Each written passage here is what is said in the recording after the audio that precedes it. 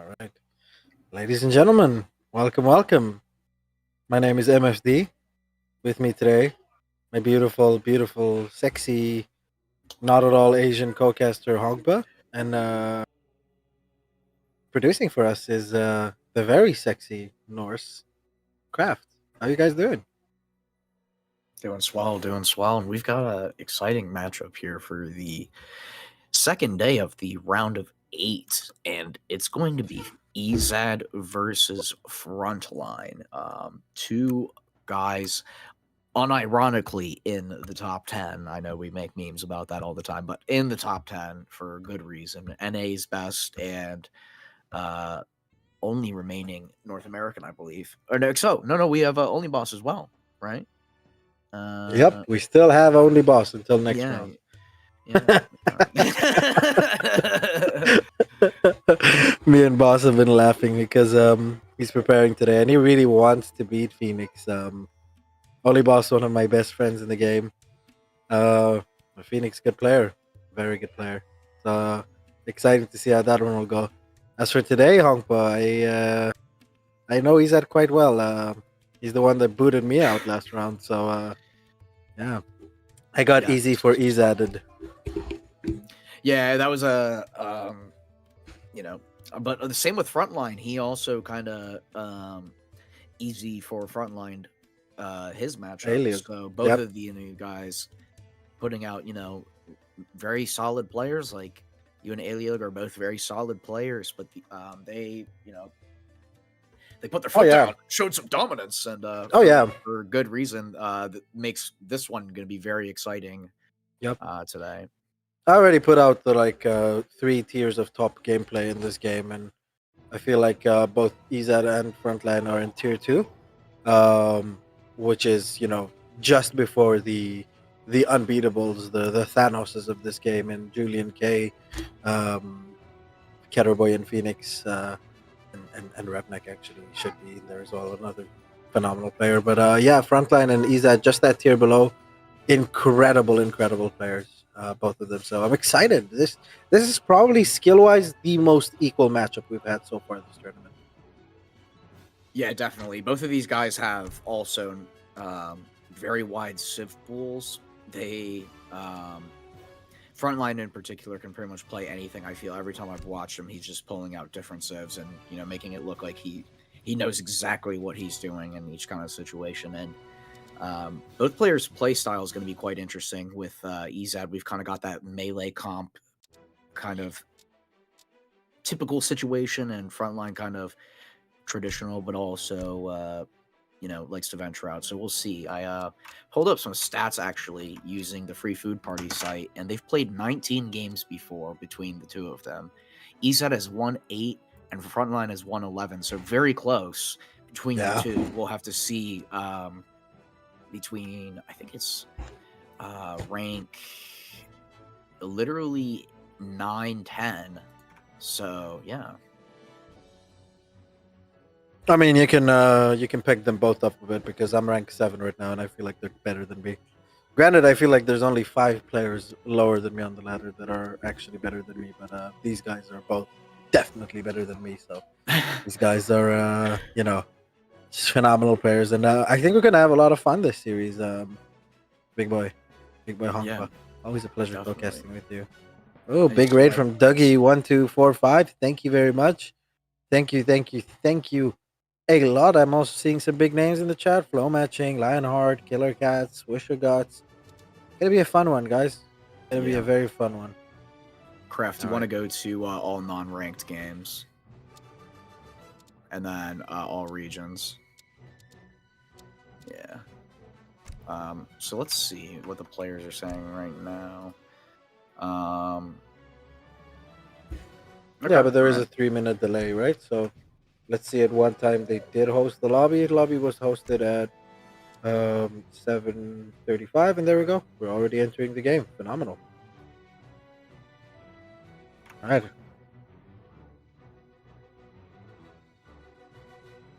Sure. I'm gonna do map intro. All right, let's go for it.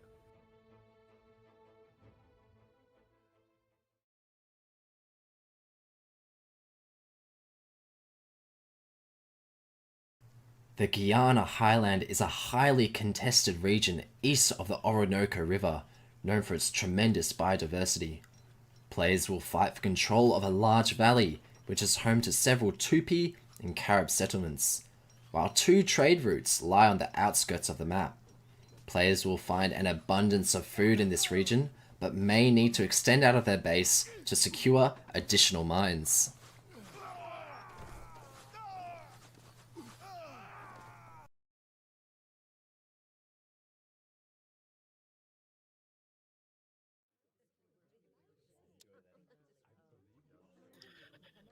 All right, so welcome to game number 1 in the second day of this round of 8 for the ESOC tournament. And in the South on Guianas, we have in the color red Ezad, and he will be playing against Frontline in the color blue, who will be spawning in as the Italians. So, Shake, as you said earlier, Brittly. I like that name, Yep. Brittly. Really. Brittly. Really. But yeah, Yeah. this map is fantastic for Italy, I think, because there's a lots of really big tier 2, tier 3 treasures that are accessible on the sides of the map that can really help them potentially even get steel traps early on and delay some of the chopping time and transition for some of their better market techs.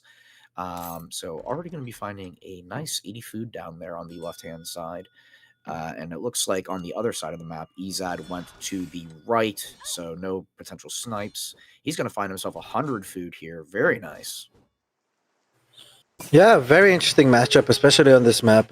I'm of the opinion that this matchup is Brit favored. Now I know that there's different opinions on this, and especially with Italy not really being a very discovered civ yet, like the other ones are, especially the vanilla civs that we've been playing for 15 years at this point, and we know them very well. Um, I've not really struggled in this matchup in tournament settings, as I said before. But knowing the way Ezad plays, um, I feel like Frontline might actually have an advantage. Ezad doesn't have a very aggressive playstyle with Brits. He is quite a greedy player himself. We're also seeing a very nice steel traps macro, by the way, by Frontline. I love it a lot. That's going to mean that he's going to have insane food gather rates from a very earlier period in the game. And yeah, Ezad's more of the, I'm gonna boom around, I'm gonna play Brits to their economic strength. I'm not gonna put a lot of pressure. Where usually the play is you open mask, forward base, try and harass, then you're gonna add your longbows and Huss, and Italy's gonna be forced into an H3 gameplay where they're just gonna get surrounded by British mass. But for the moment, I think Ezad is not that type of player, and Frontline might have something cooking for us.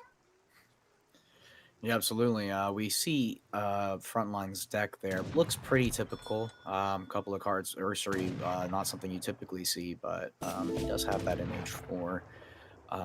Both the cavalry mercenary shipments in ages 2 and 3. Let's take a look over at Ezad's deck here.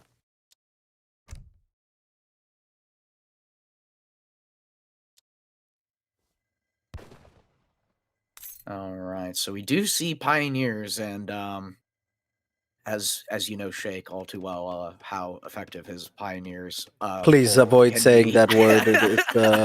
It's triggering. It's triggering. Yeah, so otherwise pretty typical. It looks like a very H2 oriented deck actually. If we saw it correctly there, we've got the church card for probably thin red line. We've got 600, 700 of both crates, also pretty usual. Both unit shipments in H2, musketeer upgrades as well. No cav HP, which is an interesting decision. I would like it more than to see the church card, but to each their own. And an interesting 20 longbow in H4 rather than your classic 9 musketeers in H3. Also CM for some reason. I mean, he used that against me as well, so I can't speak too much on it. It's horrible, but every player in this game plays to his game style. Ezad has a very particular game style that he likes to use, and there we go. We're not seeing any aggressive gameplay. 700 wood is going to come in. There's no FB, not to my knowledge at least.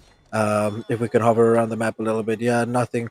And we're just going to see a full manor boom. And on the other end, Frontline's going to be incredibly happy to see this because listen, if Brit is not going to do at least a timing attack, or if Brit is going to go very economically greedy, it gives Italy all the tempo and momentum in the world to do what they want. And what they really want is to get to H4 at the end of the day, right?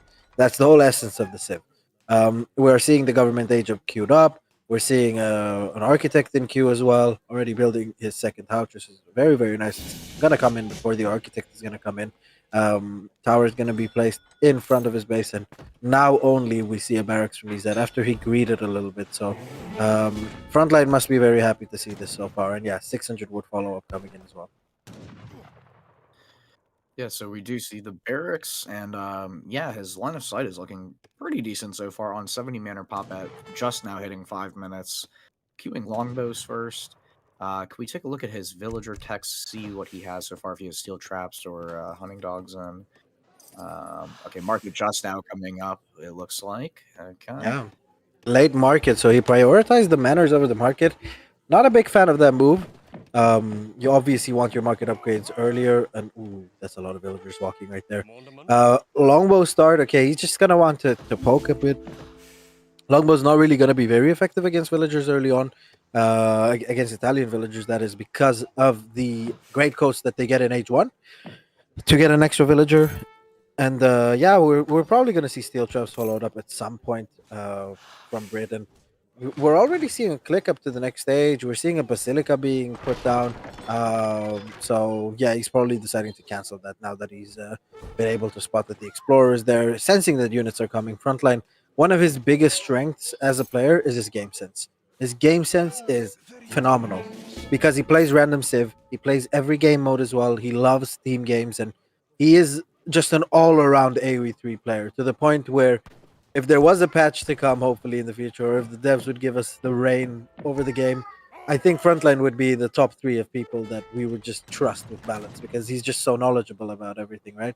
But Ezad's still managing to find a villager. Kind of sloppy there from Frontline. Let's see if that villager is going to go down. Probably it is, but for Ezad moving in, kind of overcommitting to try and kill that villager, letting the Musk come near. But on the other side, he's been raging again. Yeah, the other side, another villager does go down, and the explorer up top is snaring that villager. And the explorer might even melee the villager down himself. Oh no, he's not going to be able to, and I think that villager is just going to get into the TC, and TC fire also takes care of the explorer. Yeah, some nice catches. Yeah.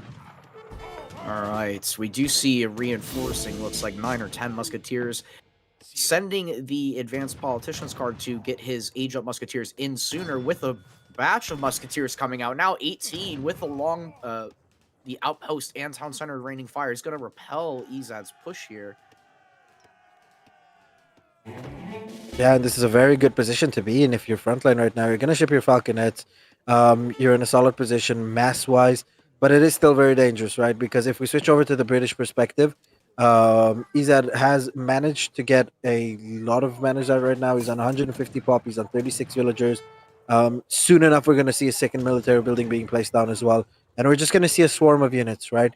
He's going to try and run around. He's going to try and out APM Frontline, but there's a big difference between Big Shake and Big Frontline. Frontline doesn't get it out APM that easily, and it's been an example of what we've seen yesterday. I don't know how much you could have followed up, Honkpa, with that series between Psionic and Julian, where Psionic was behind and he tried the out APM run around game, and with a player as solid as Julian, it just doesn't work. And to my feeling, what I'm seeing here, the two Falcon is actually going to be incredibly effective here. Two Falcons walking right up to the tower here with the musketeers. Oh, villager just gets absolutely obliterated by the cannons. Honestly, one of the best sights in Age of Empires is just artillery eviscerating villagers. It's so peak. Never gets old. Sieging the tower with the musketeers gets veterancy on those muskets. The batch comes out. Ezad is starting to move forward, but he's going to be up against the choke point. Longbows come out of the tower. Muskets are surrounded. The falconet one falconet goes down here, and the longbows get blasted. Veteran musketeers, a couple of husks coming into the mix as well to try and get in.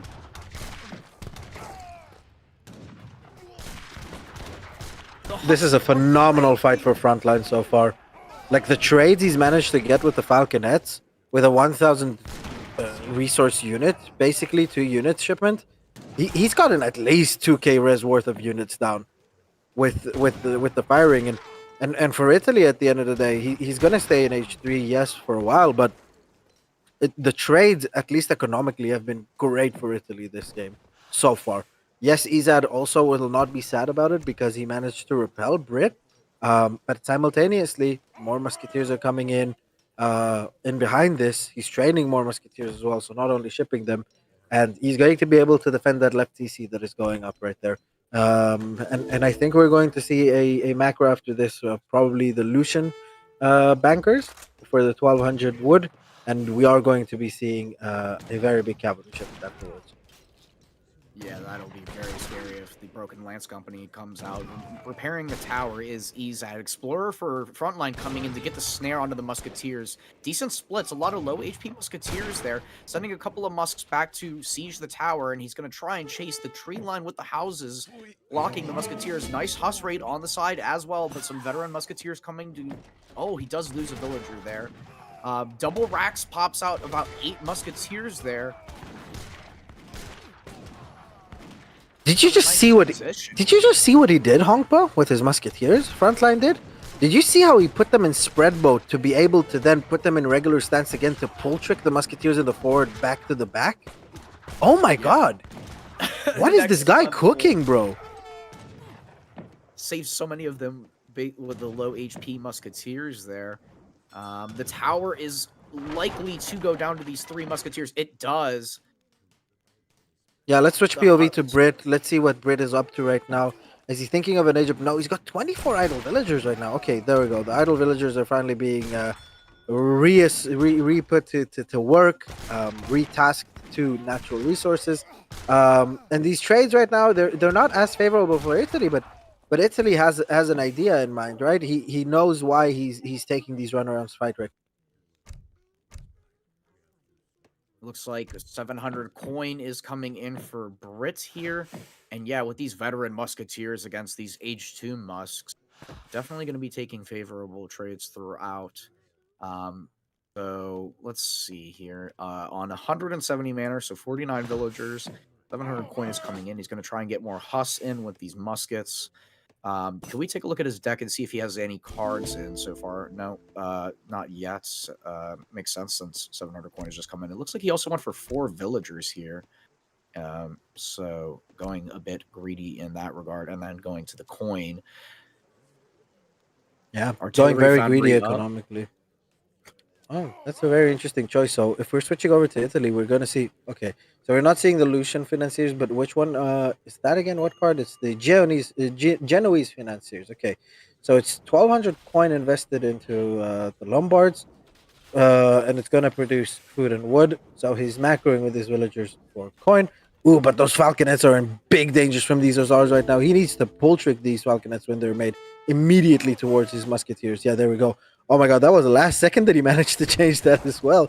And he manages to get away from these Azars. Azars not doing all too much damage, and kind of came in a little bit preemptively. Very nice raid on the other side by Ezad. This is really what he's known for, right? He's going to take multiple unit batches. He's going to run over the map. He's just going to make it hell for you to try and do anything. And we're seeing a response from Frontline coming in with pikes right there, just to be able to repel these pesky Hazars that he's having to deal with so far. And the decision for me, Frontline, to stage 3 with Musk Falk is kind of questionable in this scenario, you know, Hongpa? Oh, nice catch though with the pikes. Gonna take down 2.5 of the Huss. But yeah, I agree. The longer that this goes on for Brit, it feels like they're just gonna outscale in terms of villagers. And the power spike that comes in age 4 from Italy will kind of just be delayed significantly. But at the same time, you do want to have something to deal with the Brit units. But it does kind of feel like that window for Italy is starting to pass. Herds around his base are kind of stuck in the back. Falconets are here. And of course, Ezad with the Hussars saw that coming from earlier. So Musks are going to be pushing the double racks. Huss being chased by pikes. Again, it's going to be a story of Musk Falk versus Brit masses in an extended H2, and more often than not, it doesn't go well for the Musk Falk Civ, because you invest so much resources in it, and Brit just has a better economy in behind it, and I don't even think this is a sufficient body block mass behind this. Right now, we're seeing these 2 Musketeers in queue, but I don't think Frontline would want to finish this batch. I think Frontline wants to get availability to the Albanian company. But he's deciding to stick it out right now, and in this fight, he's deciding to reinforce his units a bit more. I would really like to see him to go for that Albanian company. I feel like that's really his window to win this game. If he manages to catch a lot of British villagers off guard, or even snare the army, then all of a sudden these falconets are going to be able to get crazy value because he is doing the smart thing by taking down the military production buildings and forcing them to be rebuilt right now. And yeah, you see he canceled that musketeer queue that he just had there. Only Ville batches being produced right now. Pikemen very nicely managing to fend off these hussars, and we're going to see an Albanian company shipment coming in right about now. Yep. Yeah, very nicely spotted there by Kraft. A lot of hussars went down for the pikemen, and that is the thing, right? Honkba with these super incredible high level players, they just managed to get the best out of their units. Score drop for Frontline coming in, so Ezad should know what's going on. Yeah, definitely going to be looking around for that Albania company. Very important to watch out for that and not get more Husk caught out. So good value with the pikes thus far. And let's take a look over at Ezad's point of view. 37 villagers for Italy plus capitalism, 58 for Ezad, and now also aging up to the fortress age here with the bishop. Yeah, very greedy TC age up. This is the moment right now to get him off guard. If Frontline manages to get that Albanian company in while the bishop age up is coming in, before Brit managed to get a shipment, which it looks like he's going to be able to because he's going to complete quite a nice batch there. So a lot of XP is going to come in. Plus, he's aging a bit slow. He's probably going to have access to a shipment quite soon. Again, these pikes managing to catch hussars, and this time Ezad's like, screw this. I'm just going to stand and fight these pikes. I want these pesky pikes out of the way. But another batch of reinforcing musketeers are going to come in, and 2 pikes already went down, and a lot more reinforcing hussars are going down, and he's not having a lot of fun with these Huss raids. But on the other end, his TC is going to get pushed, and he's probably the age up is going to go in because he's going to get stopped at that stable. He doesn't want to get hussars popped at him from behind. But this is the absolute perfect time for Frontline to push right now because vet upgrades won't yet be in, and the only thing scaring him here is probably Ezad, that is known for his incredible pops in age 2 and 3 under his TC, but he knows that he's already sent all the unit shipments and he's not really scared neither of 6 longbows or of 6 musketeers, and he's just going to decide to right click the TC. CM coming in right now. Okay, so he's not even going to go for an H3 shipment. He's not saving it because he feels like his TC is going to go down. And ladies and gentlemen, don't forget he doesn't have a military building that can pop units or resources. His tower is down, his TC is going down, he's trying to poke the units, but alas, because the Falconets are just taking free pot shots, and this is really the time for Ezad to win the game.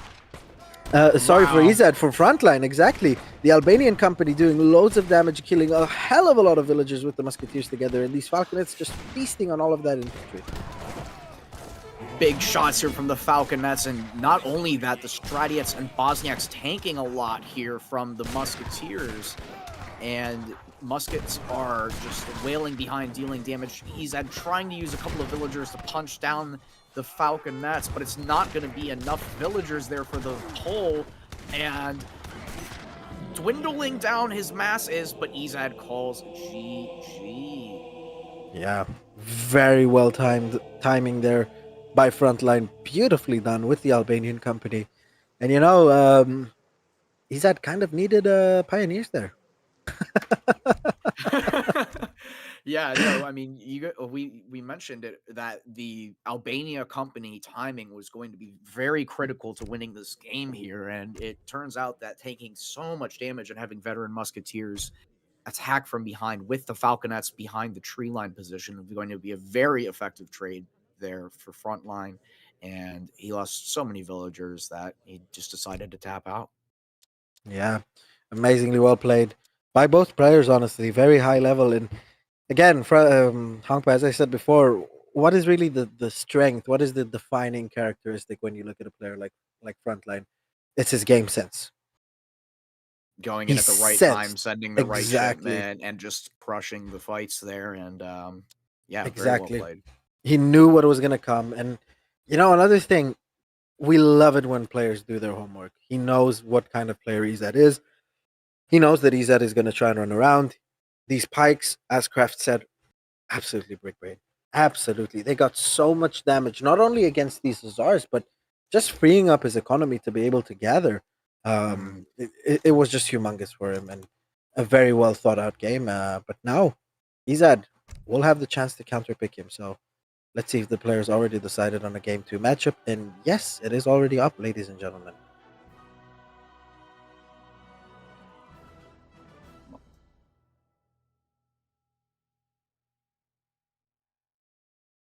All right. So, So the second game here, yeah, it's going to be Frontline as France versus Ezad's Germany. Absolutely goaded classic matchup, this one. I'm going to be really excited to see this. What do you think about this matchup? our big producer just said, "My money's on Germany." But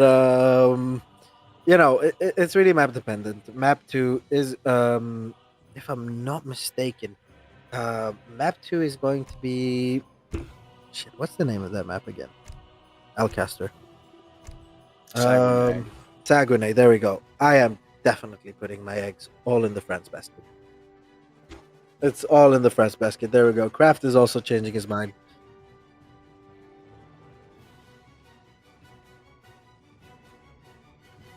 There we go. German outlaw strat for EZ Kraft things. I'm not sure about that one. I can say with my whole heart that France on Saguenay is the best civ in the game.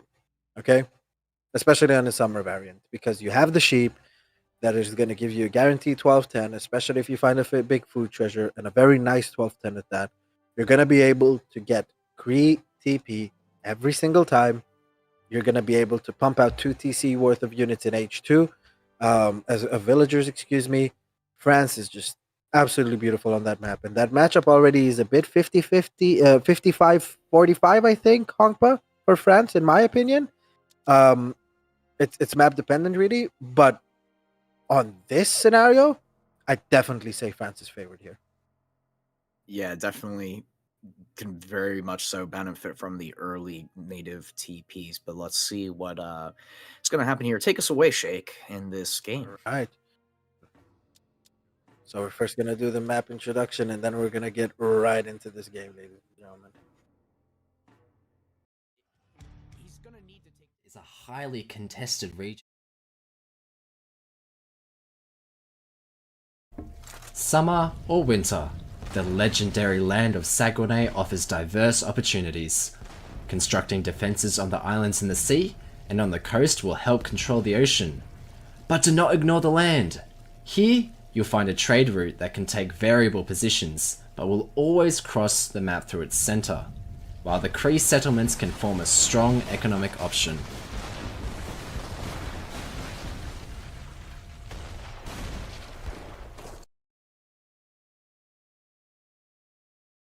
All right.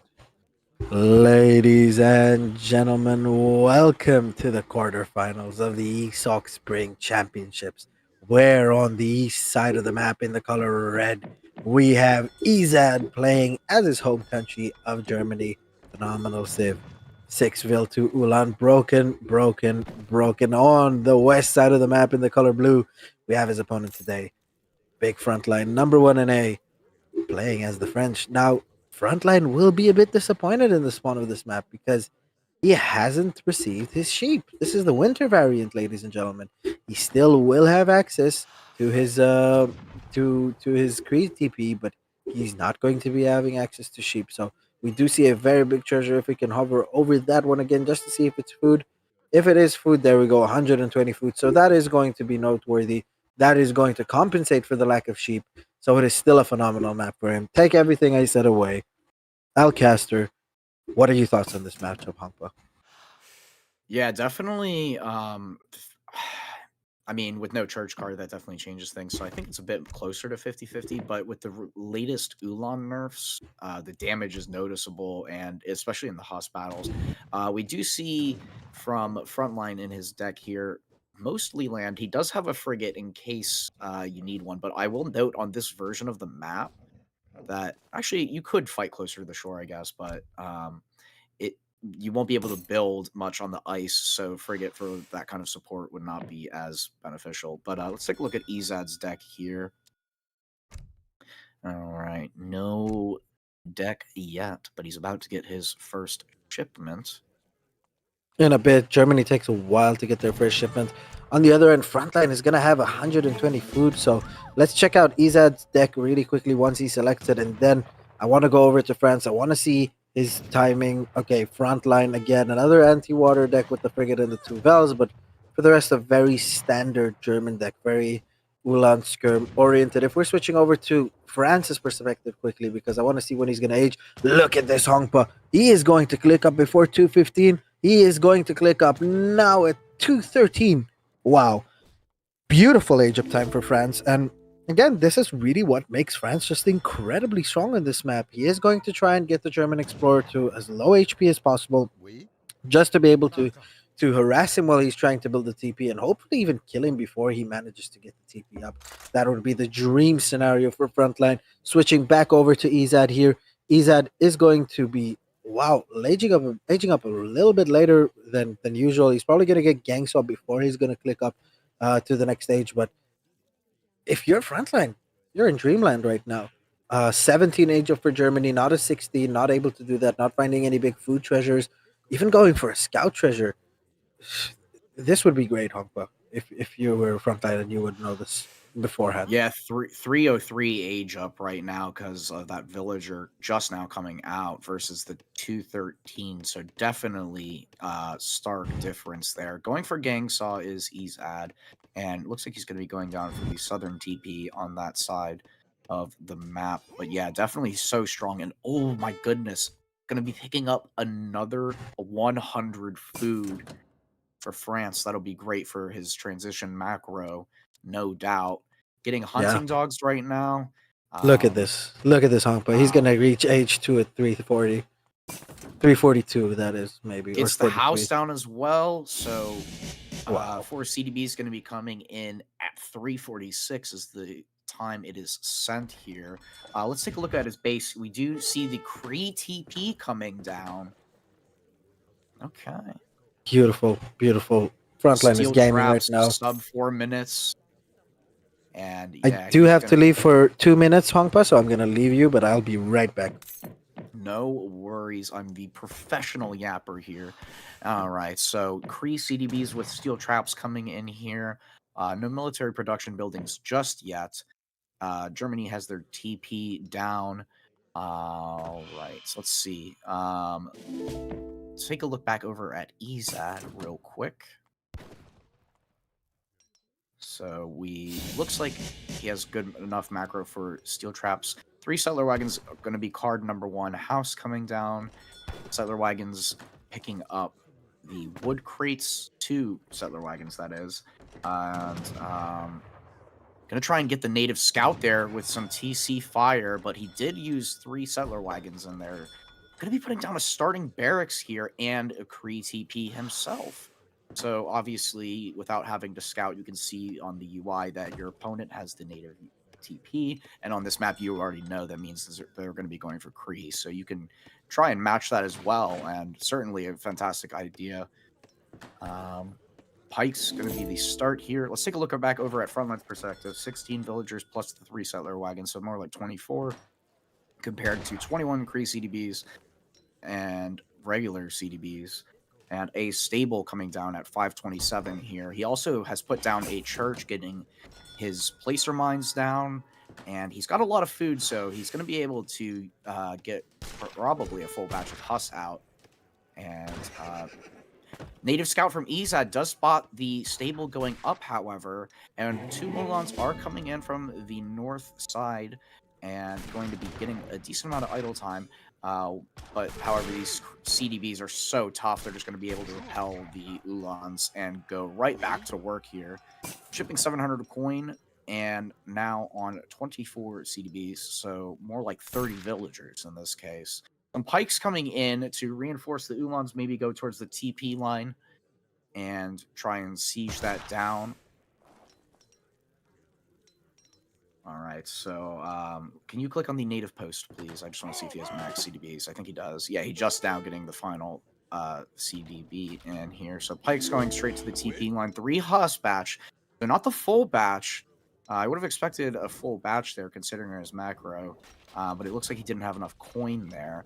I'm going to try and catch out these Huss, but the Pikes are nearby. Let's see if he's going to try and use some clever micro, just house dancing, they call it when you're sieging, and then try and get... Oh, he's going to get snared by the Ulans. Okay, Ezad disengages here. More Pikes coming in. The age up is going to come in now for France here. Let's take a look back over at Ezad's perspective. So Ezad getting his CDBs, also building a second trading post and sending 700 coin here. So he has 2 CDBs. He has another 3 to go. Some Pike's going to try and catch out the Huss there. The TP does go down. Lots of Pikes. That looks like yeah, so that's his 3rd batch of Pikes here. And the CDBs are going to try and shoot these Pikes down. Pike's going into cover mode to try and tank a bit. And the Ulans are going to try and annoy these CDBs during the age up. But there's so many of them that he's going to have to back up here. He does have Blunderbuss and Greatcoats researched here. This is quite annoying, but yeah, Frontline now in the Fortress Age, sending Dragoons and training Dragoons.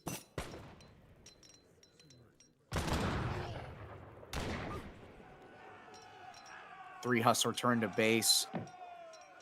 Ezad getting a decent amount of idle time here, and he's going to have to buy a house if he wants to complete this Dragoon batch and build it very quickly. Okay, he does get the house down. Nice macro building with multiple villagers there.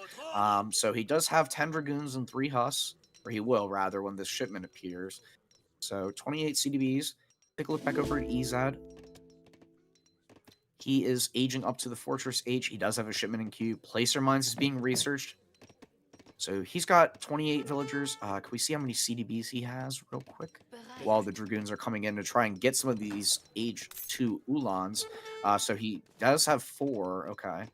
Dragoon's going to try and be annoying here with the Age 2 Huss from earlier. And he's going to catch a villager here. Minutemen called. The Huss and Goons are going to try and back up here. The Ulans and the Pikes are going forward. Skirmishers in queue. Skirmishers being shipped here. A nice micro from Ezad going into cover mode with those Pikes to soak up some of the damage. They're going to try and get onto the Goons here. And again, you don't want Ulans to connect on your Goons because they do high damage there. Explorer snaring, Minutemen coming forward here to try and get some shots. Nice micro from Frontline, moving the low HP Dragoons to the back. Ezad is house. He's going to have to make a house. Does get the house in. Skirmishers are coming in. Skirmishers pop from the racks. They're going to have some reinforcing skirms from the TC. Ulan's going down. Nice split fire micro there from Frontline, killing 2 of the Ulans at once.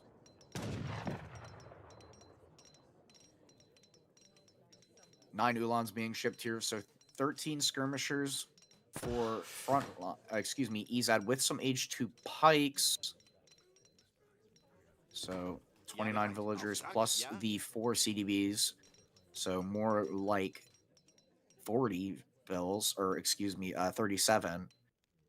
Let's take a look back over at Frontline's perspective. What is he doing here? Frontline on a second TP now as well, so matching the XP tempo, but also surpassing with Germany's XP nerf, that is.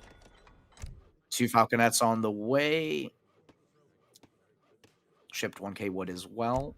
Building a racks here, some houses. And can we look at the top of the screen there? It looks like a dock is going down here. So some fishing boats in the queue for France. Sorry, I'm back. I just had some children duty for a quick second there. Welcome back. So Age 3, Ezad is matched for the most part. The Cree CDBs. 1k wood for France. So we've got a dock coming down as well as amalgamation. 2 Falconets are here. Dragoons are in.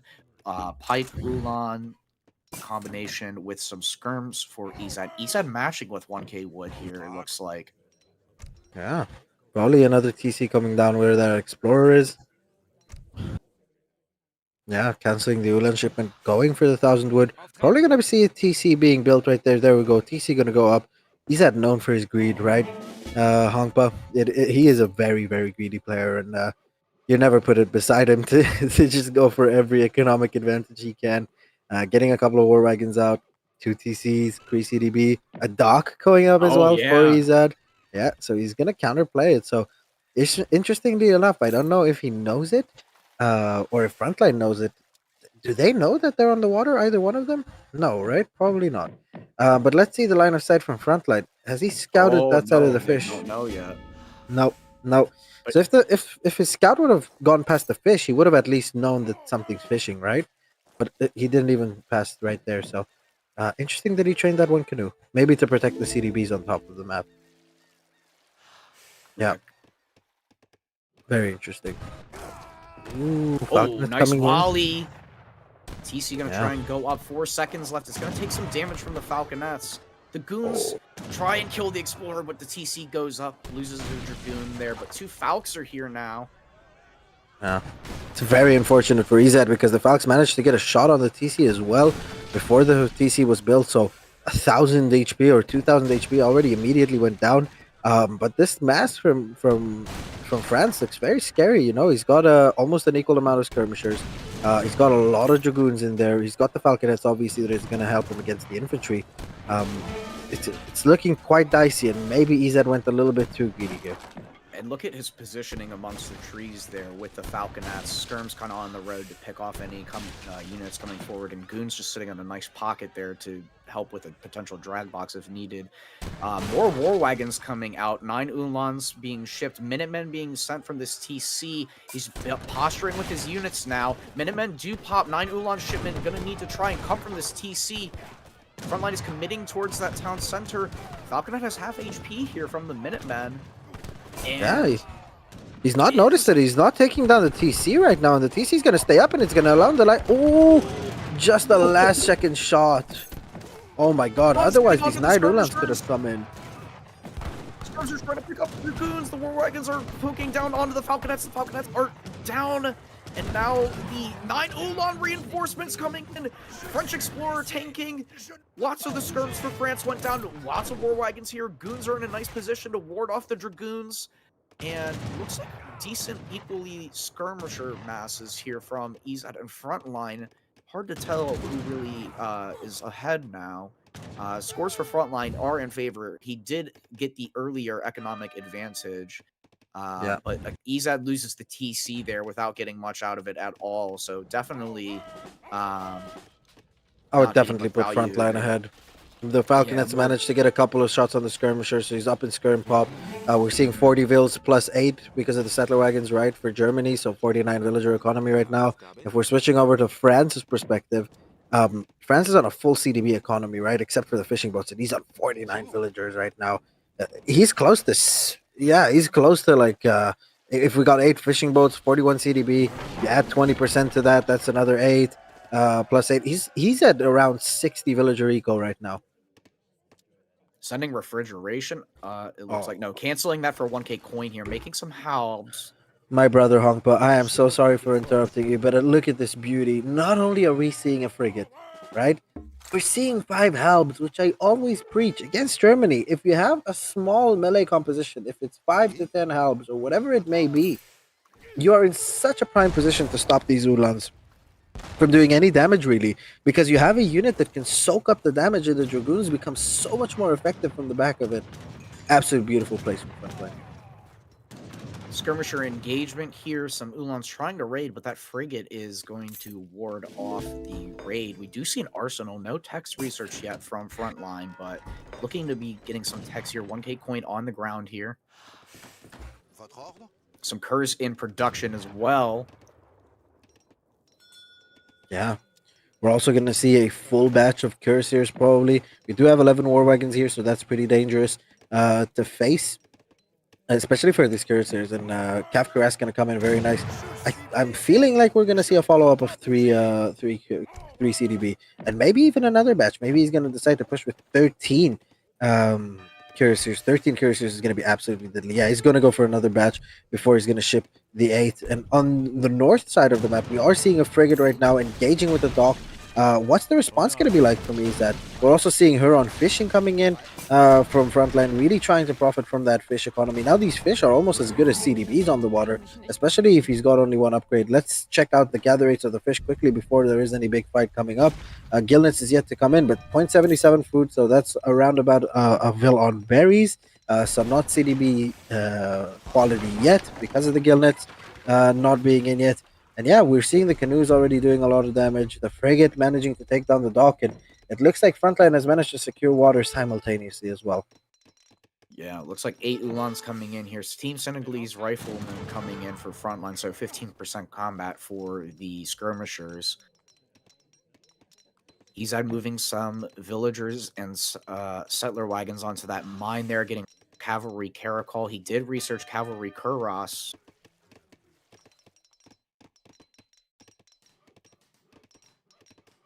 Let's take a look at the unit. Team Senegalese coming in as well. Oh, more Ulans coming in. So 8 Ulans. Okay, he switched over to Black Riders. Coming in, yeah. Perfect blind response to the curse switch, right? Yeah, absolutely. You do know they're going to come at some point to kind of distinguish and get onto some of the Ulans in the front line and try and get the skirmishers. Large skirmisher mass here from Ezad. 46 skirmishers.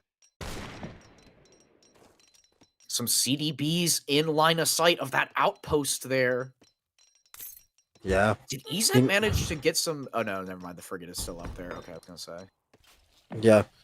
He's completely given up on water at this point. He's not even going to ship a frigate. He knows it's gone down, but these Ulans are going to go and try and go in for a raid, and they might be successful, but very, very alert right there. Frontline spotting it early, and he's not afraid to commit because he knows losing these Ulans could be pivotal in a big fight. He's putting all his eggs in one basket, and that basket is crush a big fight because economically, buddy, you're very much behind. And the macro is even looking like he's trying to ship Jaegers after this, but he is very far away from a shipment at the moment. Yeah, might try and get some engagements here to increase his FP curve. Did lose that second TP there. Looks like a raid on the south side, is it? Some Haubs trying to siege some houses. That's going to be quite annoying. We have a herd. Oh, and Ulan's going down towards this mine here on CDBs. Frontline reacts quickly, loses one CDB there. To try and zone off the army. And here comes the Crossier. Black Riders are in. Ezad stacking a ton of resources here. He's trying to get some of these villagers, trying to quick wall off the Ulans. Catches a couple out there. The goons are right on top of the Ulans, but the skirms are in a decent line of sight to pick off some of the goons here. Black Riders and War Wagons fending off the skirmishers. He did lose a couple there. 1k wood for Ezad. He's stacking a lot of wood. 46. Yeah, Ezad has just gone into full market trade mode because he's completely out of food. There's no access to food on his side of the map. Except for that hunt on the north side, which I don't know why he's not gathering really. If you see it next to the... Oh, but no, there's not even a hunt. My bad. It's just the tree line. He has like 0 food, and Gilnet's is in, and now we're going to have fishing lines as well. Yeah, Jaegers are going to be coming in from Germany, but I think it's going to be a little bit too little too late because Falconet's coming in as well on the other end for France. If we're going to look back to the big fight, because it looks like it's going to be happening right now. The Cuirassiers are going to be looking for a connect while the Skirms are going to rush forward to try and take out both the Black Riders and the War Wagons, 2 units that excellently counter Cuirassiers. But all the Cuirassiers need to do is not even kill all that many units, just do as much splash damage as you can. Take down as many of these skirmishers as you can to let the Falconets, the skirmishers, and the Dragoon do the rest of the work. A lot of Ville's body blocking in the front. This is not great trades for Ezad, knowing that he's down economically, but he doesn't really have a choice. He managed to micro this really well, trying to get all of the Cuirassiers down, but at this point, the trades, they just don't make any sense anymore for Ezad. He's completely out of food. He's trying to macro his way back into it, but it's looking very difficult. And yeah, another Black Rider going down, only one Black Rider left, and Now we have these Jaegers coming in from the north, but again, it just feels a little bit too little too late for him.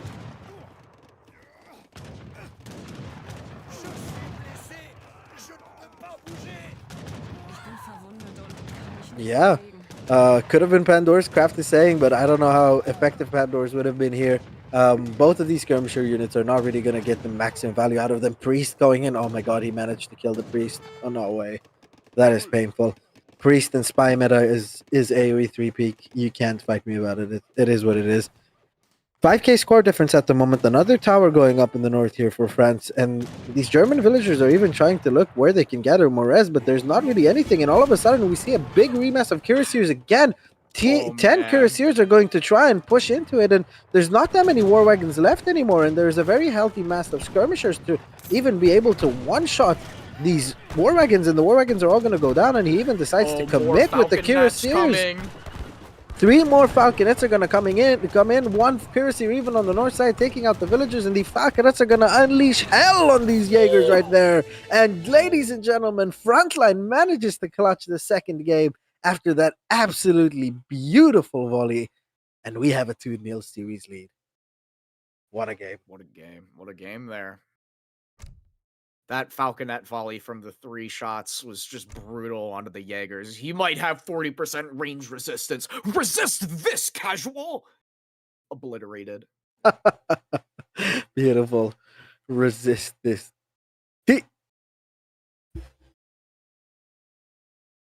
Beautifully done. Absolutely magnificently played from Frontline. And again, it's level-headedness that Frontline is showing. He's also not rushing into a lot of things, right? As we said before, the strength of Ezad really is the ability to pop things, the ability to go very greedy. And Frontline just knows that his unit control is better because he uses control groups, right? Something that I lack and I don't use all too much. So I know the pain that Ezad is going through here, but we're just not seeing a lot of mistakes from Frontline, and he's been playing this very, very diligently, and it's beautiful to watch. Yeah, absolutely. And Kraft, if you could take a moment real quick, I know there's a lot. Could you update the score here on the scorecard, please, for the audience? But yeah, playing super well right now. GG's. GG. Well played. I'm wondering what the next game is going to be out here. Now it's the turn of a Frontline to counterpick. So this is a very dangerous situation for you, is that you're down 2-0 in the series. And game 3, by the way, the Civs are already in. It's going to be Ethiopia for Frontline and India for Ezad. This is absolutely horrible news for Ezad because India is his main Civ, right? And Ethiopia is just a complete counterpick. It's an absolute counterpick to India. It's one of the only Civs that makes India look as bad as some of India mains say it is. Otherwise, India is a pretty goddamn solid Civ. It's a pretty strong Civ, but Ethiopia really humbles them. And on a livestock map, it'll be interesting to see who gets more of the livestock at the beginning of that match. It's going to be really important for particularly both sides, but I mean, a slight XP buff compared to potentially 400 or 500 resources, definitely an advantage for Frontline, I would say, in that regard a bit. Trade of the century.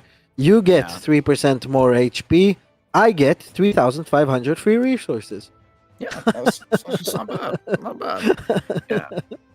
I take trade that deal in a my heartbeat. daughter for 1 llama livestock. Oh, okay.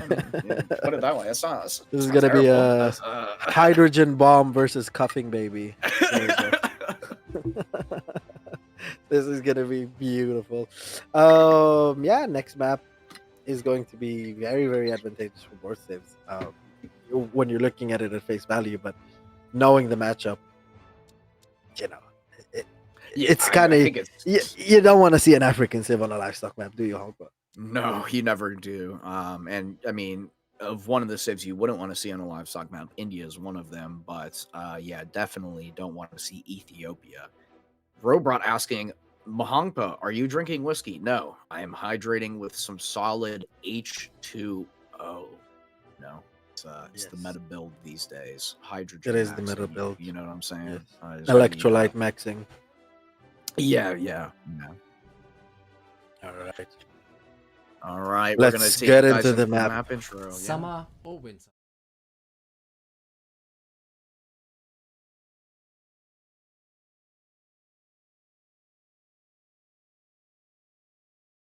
So, Big M Honkba, take it away. Welcome back, everyone, to game number 3 on this second day of the round of 8 quarterfinals for the ESOC Spring Championship in the color red in the North Grand Shaco. We've got Ezad in his famous India, and he'll be kicking off today against Frontline as Ethiopia in the color blue in the south side. Both players going to the middle of the map towards these ponds to try and get as many livestock as they can. India splitting his 2 monks. Frontline picking up 2, but it looks like so far Ezad has picked up 4 llamas himself, and he's going to be getting another 2. So that's the benefit of having 2 explorers. Definitely very nice for Ezad at the start of this game. He's going to need to pull out all the stops here. He's down 2-0, and this is his main squeeze. And Shake, I know we were talking a little bit about this matchup before, so maybe dive into this as we see some of the players going for some treasures around the. Oh! He's gonna try and hide it. It's in the shadows. Is he gonna see it? Oh, he does find it. Oh, and he does manage to get it before the suicide, and he's gonna also find a nice food treasure there. Oh, but Ezad coming back around. Oh, he sees him now. The elephant waddling towards Llama, trying to get his friend back, but Frontline not gonna let him. He's the shepherd, and his friend will safely make it back home potentially. Yeah, so a bit more of a deep dive into this matchup. It's mostly Ethiopia going for FF and FI builds, right? The H2 is not as effective against India. Uh, India is a very good H2 Civ, um, but they're notoriously weaker at killing the big bombard, especially with healing monks behind it, right? Having the ability of having the Abens healing up the cannon, it's the only unit that just makes the two siege elephants look kind of bad. In my opinion, two siege jellies are a top 5 unit in the game, and I hate them, and I don't care, and I'll fight anyone for it. I hate them, and they're horrible. But Ethiopia humbles it, especially with Abens. Like, you get 2 shots off, you think you're finally gonna kill it, and no, the Abens behind it are like holla holla holla la la la la la, and the guy's healed back up, and he's taking down your entire base. And, go cry about it, you know. Not only that, Neftenia are some of the skirms that actually go very well toe to toe against the Gurkhas. Um, it's almost as if Ethiopia is more of an India with tempo, right? They can do these FI builds, these FF builds, have great eco behind it. It's just a very very solid civ, and on livestock maps, it's nigh on unbeatable for most civs in the game. We do see a forward Agra fort here. Not particularly forward, but near one of the hunts in front of his base. So yeah, in between some tree line there. Frontline did pick up that nice food treasure. I think it was 90 food. And 100 food for Ezad here. Okay, let's take a look at Not his, a very big fan of this, of this forward aggro. It's not very forward, not very defensive either.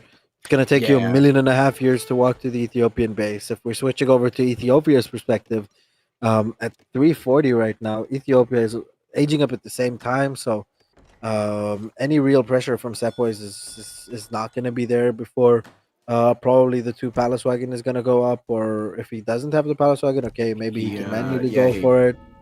He's going for Habesha here. Yeah, so he's going for a Besha, so he can still get it, right? That or whatever it is, not the tower, the big thingy. Basically, Ethiopia can get these mini forts in H2. I've seen Batu do it a million times. Um, but yeah, he doesn't even have to build them at that point. He can just go straight for the 700 coin and be fine. It feels, because the Abesha age up also gives you coin, if I'm not mistaken. El Caster. It does indeed.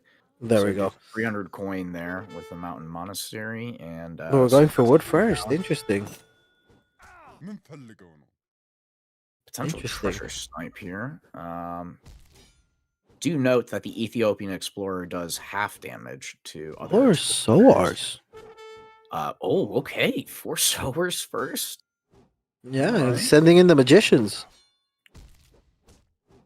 Okay, but it feels like Frontline's kind of prepared for it because he's not really going for an FF, right? If we're switching over to Ethiopia's perspective quickly, he's going to be making a couple of Gasqueñas. He's Aben booming from 2 mountain monasteries. He's getting the steel traps equivalent as well. This eco is going to be absolutely bussing. It's going to be insane. Wood on the floor right now to help him complete his batches. Probably get another house, get another batch of units. Kind of the Ethiopian, variant of a 10 Musk Savvy FF, which is going to do fine against 5 Sepoy and for magicians. So I don't think he's in much trouble here. Also going for 6 shuttles, very interesting. He probably wants to pop units on top of the Soar raid in the base of Ethiopia right now. Let's see if he can get any villagers. He can't, but he is going to go for the Abens, and the Abens are going to stand and fight. Okay, well, the Gasquenias shoot. Very nice decision because these Abens have really high HP, and he's just going to sit by the mountain monastery and get healed up again. So very nice defense so far by Frontline.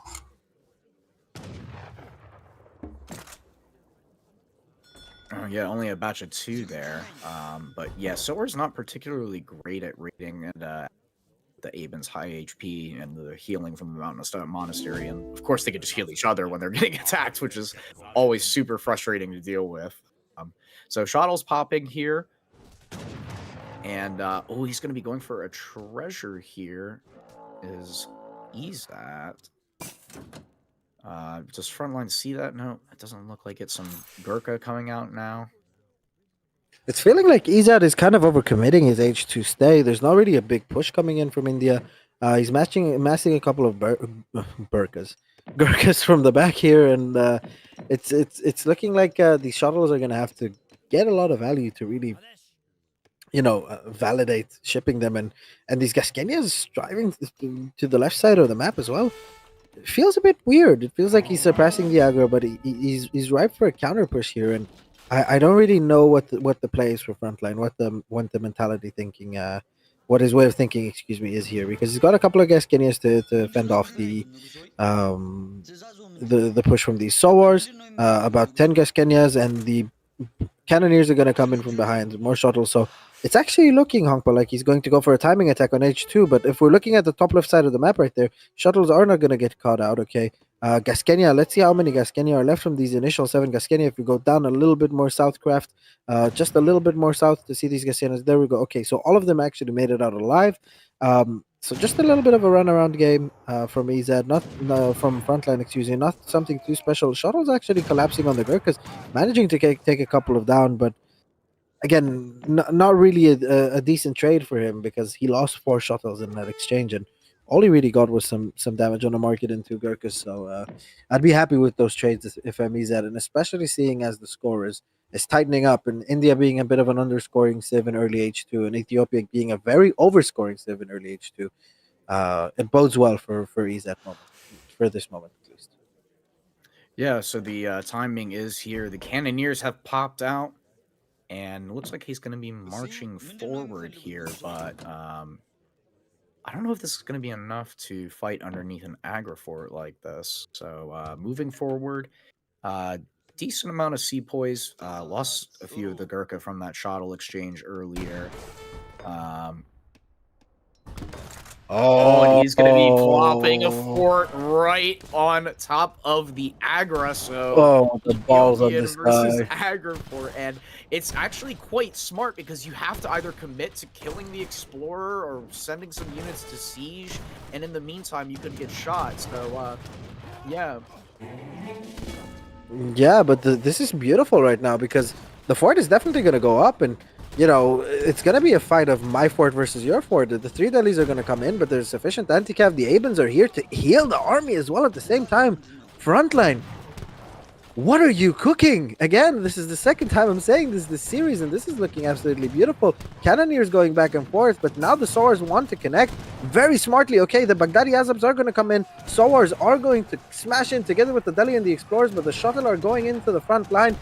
Gasquenias from the back shooting. The Explorer has finished building the big fort there, and he's going to go back into the melee. these Cannoneers are managing to back off as well. These Baghdadi Azabs have been in melee for the longest, soaked up so much damage. Delhi's, almost all of them going down finally, but 2 Saw are still alive. Gasquenias are looking to finish off the aggro fort together with the Cannoneers, and Abrams are going to try and back off as well. Let's see if that aggro fort is actually going to go down. Yes, the final shot from the Cannoneers is managing to take them down. And now there's another fort up on the middle of the map, ladies and gentlemen, but this one is not Indian, it's Ethiopian. Aben's getting so much value there, maximizing the time that those Cannoneers were alive. I feel like they took so many volleys from the Sepoy and Gurkha, maximizing the value of that shipment to a whole new level. Agrifort goes down, masses for India seem to be up, but if I'm Frontline and I see that that Agrifort is down and now I have the fort in the middle of the map, look at me, I am the Indian now. If you know that meme, you know. But I am the Agra now. I am the Agra now. Let's switch over perspective to Frontline. Let's see what he's up to. Is he going to be aging behind this? It looks like he is. There we go. Age 3 has been clicked up with the Jesuits. Both players are going to look for an H2 engagement. You know, and again, it's a situation where both players can't really be too disappointed because on one end, the fort has went up for Frontline, right? And he's happy about that, and he managed to take on the aggro. But on the other end, the H2 mass from India is way better, and the actual fight was won by India.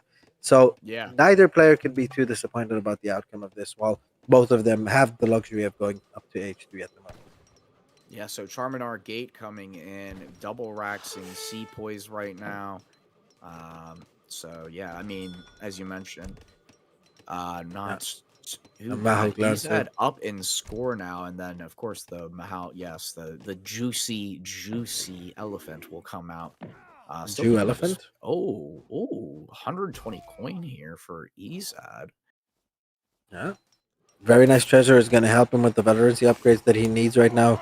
Don't forget, India needs 2 vet upgrades, actually. 1 for your Sepoys, 1 for your Gurkhas, as per usual, and that coin treasure is going to be helping a lot. But he is going to go for a timing attack on the fort right now. He knows that that Frontline is going to be aging up. He knows that he doesn't really have the mass to contest this, and this is not great news for Frontline because you did all of that damage just to try and get that fort up in that side of the map and, you know, give you that clear advantage. But now it's just going to go down before you can really make use of it and before you can ship units to your forward outpost. And Gasquenia are going to come in, but we don't see the veterancy upgrades as of yet right now. Another shipment following out of okay, he changed it from the Sebastopol mortar to the Gasquenia. Now he's going to ship the Sebastopol mortar behind it, probably waiting for a little bit of a bigger mass. And that fort is going to go straight back up, but on the left side. So, you know, not the end of the world for Frontline. But I feel like compositionally, he's going to be in a more difficult situation, and India is going to be finding itself better off right there. A lot of these Gasquenias are going to get caught out, and it's going to take them a while to try and kill both the Indian explorers and the Mahout. So not sure if he's going to be able to get away, but very nicely they're managing to disconnect one of the Gasquenia from the batch, managing to run his either 9 Gasquenia away and getting the vet upgrades before they all go down. Very nice. And he's also buying a couple of cows from the market, Hongpa, so he's going to have a lot of them to trade later on. Is the fort going to go up, though? I don't think the fort is going to be able to go up without taking a lot of damage. No, he's going to have to abandon the fort, building it at 6 seconds, excuse me. No pun intended, ladies and gentlemen. Oh, and it and the does fort go is going to go down. Oh, Sebastopol gonna have to come from home now. Gonna buy Ezad so much time here. Yeah, so it's gonna go all the way back. He's got 29 Gasquenia here. He's got more Gasquenia in queue. Let's take a look over at Ezad real quick. I want to see what consulate he's on. 9 shuttles being shipped. Okay, so still on the Ottoman consulate, shipping the villagers. Okay, he canceled that. Interesting. I wonder why. He probably wants to get another batch of Delhi, right? Yeah. Exactly. There we go. To H3 consulate Delhi. Otto, man, god damn it! They're even the best unit for other civs.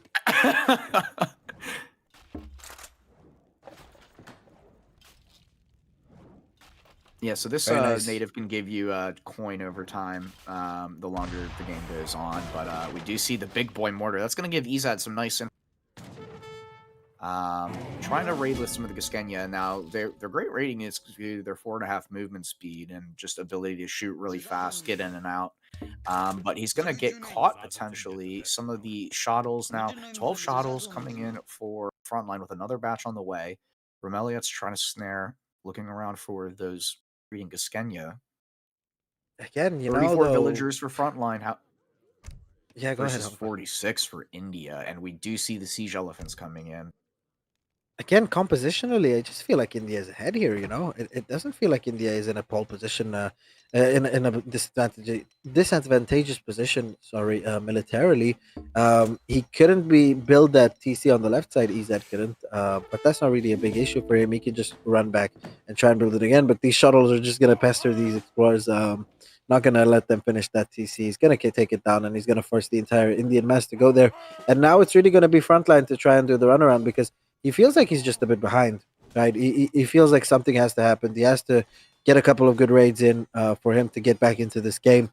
India being 2K score up in an H3 fight against Ethiopia is not really the greatest thing in the world for Ethiopia. It's actually very counterproductive. These Gaskenya are going to come in, though, are going to be able to take a couple of pot shots on these Romeliots. Very nice taking down two of them. But Siege Elephants on the other side coming in for India. But again, the Sebastopol mortar is more of an anti-building unit. It's not an anti-unit unit. And if we can look at that, a lot of HP going down on the Sebastopol mortar, and the Sepoys and the Mahout Lancer and the Romeliot managing to collapse on it and take it down. Now the Mahout Lancer is going to go down and the Romeliot, but they've already done their job. And now the Siege Elephants are going to be free to take down all of the other Ethiopian buildings. And compositionally, again, you have a full musketeer cav army, and you're going to try and run away from India. But, ladies and gentlemen, this is far from over. Iyasu reforms is going to come in. Age-up is going to come in as well. And if we know something about Ethiopia, is that their H4 is absolutely busted. If somehow he can manage to survive, if somehow he can manage to get out those busted H4 unit shipments from Ethiopia, maybe he can be in the game. But for now, Ezad is looking like he's in pole position.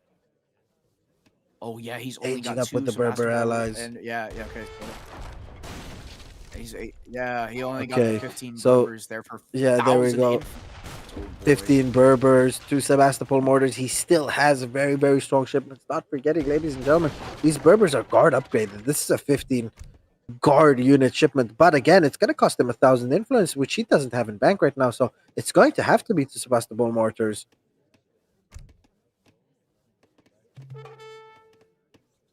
Raid going on at the top. Frontline trying to use some of his... huge counter push at the same time, though, with the Gaskenya. 2 more TCs coming down for Ezad on op map, though, and Frontline just calls GG with that mass in his base. Wow. So Yeah. Ezad coming back and managing to win one with his main squeeze and just absolutely obliterating that Sebastopol and then rolling on in. What a big game for Ezad here. With your back against the wall, playing against the counter Civ, down 2-0, and you're still managing to get the win. This should give him a humongous confidence boost right now going into the rest of the series. Absolutely. Nice piece of micro to take out that Sebastopol, and then the Mahout and Delhi getting on top. Very well played there. Very, very well played by Ezad there. Getting one back, feeling confident now. And this is not over. Again, with these super good players that both of these players are right now, it's never really over until the last game, is it? No, definitely not. So yeah, going to be exciting to see the next game. If I take a look here, we see Frontline going as Lakota versus Ezad going as USA in game number 4 here. Quite interesting. But yeah, we can see from that military unit population just that kind of decisive fight at the end of the game there, taking down a lot of units. Yeah, very good trades for Ezad there. All right, so next matchup, as you said, Hongpa, Lakota versus USA. Let's hope for Ezad it's not going to be historically accurate, because if that is, then I got some bad news for you, buddy. I got some very bad news for you. But generally, I feel like that matchup's quite awful for Lakota. You can't really get you can't really get access to TPs. USA just takes everything. You're committed in H2, but you're liable to get pushed by Highlanders, which you're already going to struggle against Musketeers since the Chetan nerfs last patch, which was a year ago, more than a year ago. A- and not only that, the Hussars coming in from the back of it, and USA managing to age up. Um, Also, one of the best skirm goon compositions in the game, at least top five that USA has, and that's another thing Lakota kind of struggles with, especially with a two rate of fire goon and a 23 range skirm. So You know yeah, what else they struggle with, Shake? what did they struggle Building with? spam forts, Oh yes, outposts, all of that. TC blockhouse blockhouse TC blockhouse outpost. Fuck you. But the one unit that is quite nice for Lakota is the Rifle Rider. If the event that they try and go artillery and whatnot. So bow riders, the bow riders are great as well. So it'll be interesting to see. Yeah. Yes, rifle Yes. riders are countered by both dragoons and skirmishers. Rifle riders Yep. are a purely anti-heavy cav, heavy infantry unit. For the rest, they're kind of doo-doo. A very interesting unit, you know. It is It's a good really against weird two. unit. It's good against two civs, two units, but absolutely trash against anything else. Glorious Spain unit. Spain counter unit. Glorious. Glorious Spain counter unit. Make rods look like pikemen. All right. Do we have a map for this game? We probably do, right? There we go. Let's get into the. You'll find wide open prairies peppered with flowers, ponds, and forests. Two red mesas restrict movement through the middle of the map, but also create strong defendable positions. Form an early alliance with the natives for some powerful economic options. The Cree will supply cour de bois, and the Cheyenne can provide a large herd of bison. Researching stagecoach or iron horse here will upgrade both trade routes. Be careful not to aid your opponents.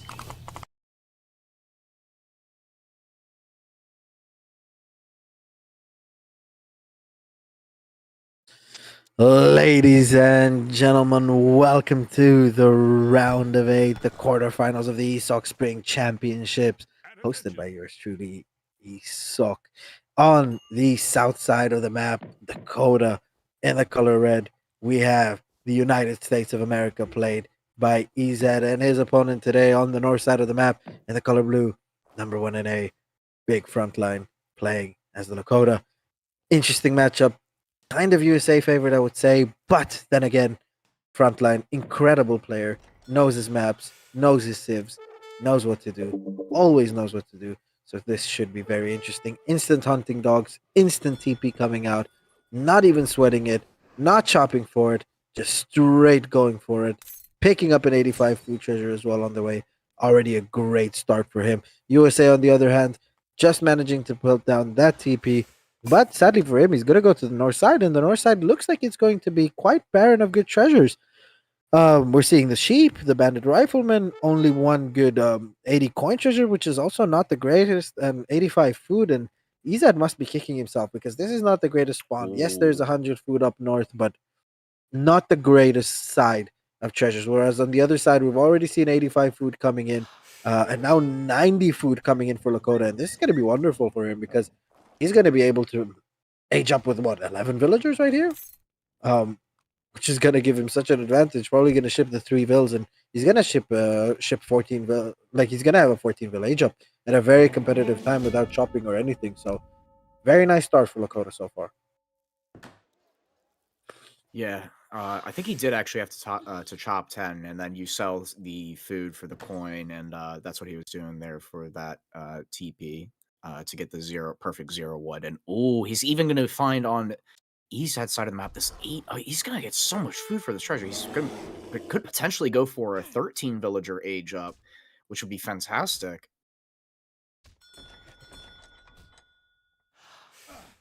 Yeah, and he's going straight for the 85 food right there. Wow. And as you said, 13 vills it's going to be, and he's going to be able to click up pre 220 as well. There we go, 220 click up is coming in, and that is the perfect counter to the USA Highlander build, which I think is this what Ezad is going to go for. Big front line, there we go. We are seeing a very H2 oriented deck, but The sooner you're going to be able to get out these clubmen, if you get up a Warhead in front, you get clubmen, you take down one TP, maybe even a second TP before they come out. The Highlanders, that is. You're gonna have to face only like 6, 7 of them. I'm sorry, I'm not gonna do that again. You're gonna maybe have to face 7 or 8 of them, and that's not that dangerous anymore for Lakota. Lakota can handle that. They can play with that, and if USA behind that push is just gonna have nothing and not do a lot of damage, then they're gonna be in a world of trouble. And it looks like Ezad's not really thought out this build all too much because oh no, he did. Okay, very good. Ezad is gonna stay on wood because he wants to get line of sight of a native TP. That's where his explorer is going as well, and he wants to start manually building that native TP as well, just so his next Chinese immigrants wagon can go for another TP, and it's gonna give him more Highlanders per TP that he has. Macro is not as clean, and he's not going to get a villager upon age up, so that is going to be a problem for him. And his saloon is not yet built, but it looks things okay. There we go. Saloon is built, but now he is going to manage to queue that build as well. So all is good in the world of Ezad. Interesting. So going for a stable.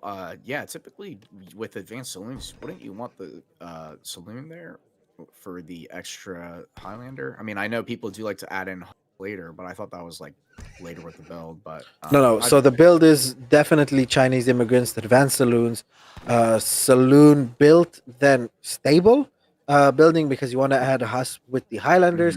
Then you're going to ship the Philadelphia the Convention, three I think it is. posts after Yes, that, and then the Arkansas Outpost. That is a build that I remember back in last spring championships, me, Ketterboy, have been thinking out this build a lot. I'm not taking credit for this build at all. It was shown to me.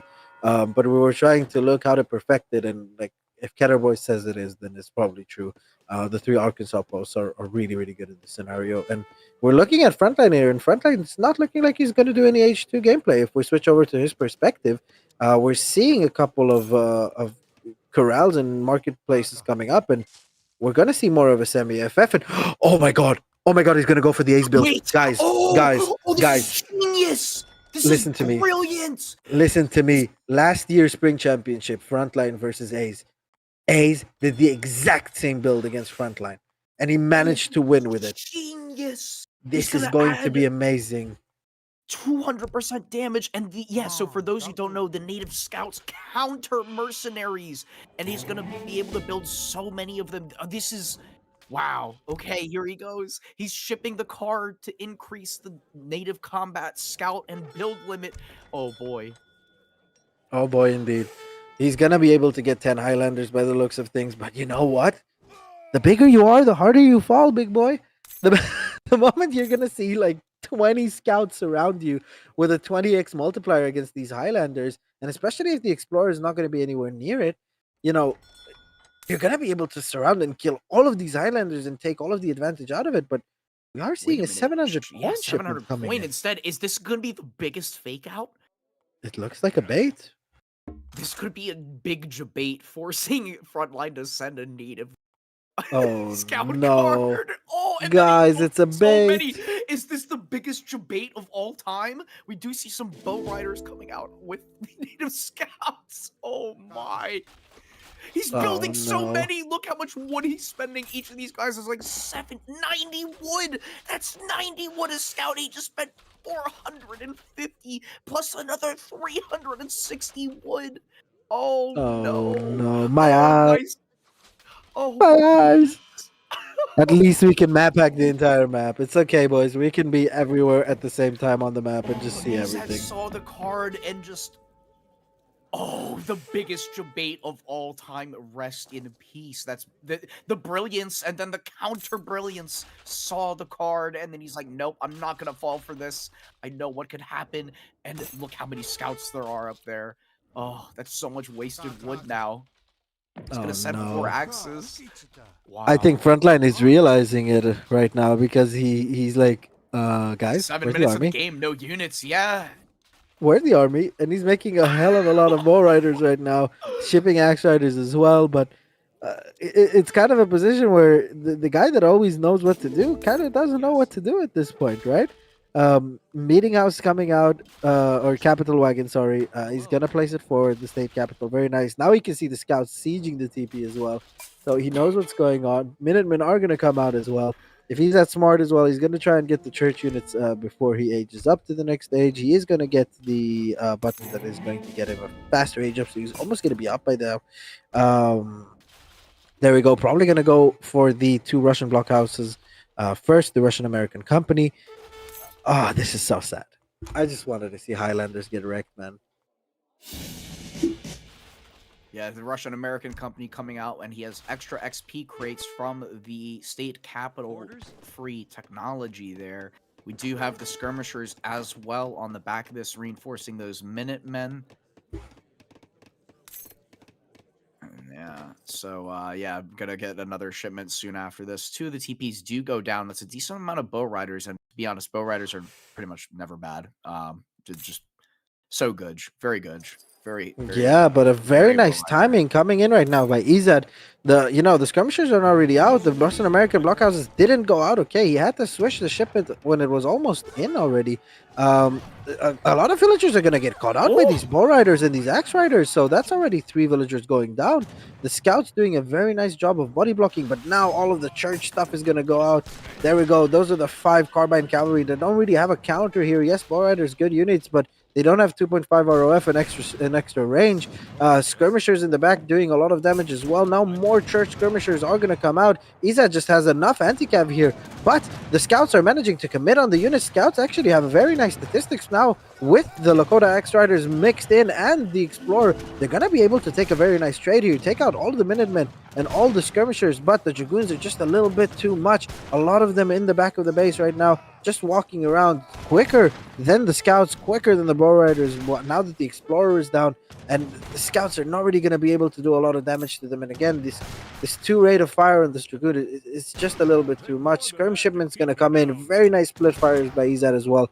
And this is looking like it's cooked right now for Frontline. Wow. More skirms coming on the back of this here, going into the box formation. Ezad might get caught from some of these bow riders, but again, with range resistance compared to melee resistance. Some of the bow riders going into melee to snare, and very nice sacrificing a couple there to escape here. I'm ready. But yeah, these Carbine Cav going to manage to mostly escape skirms coming in. Russian American company being sent again. I'm ready.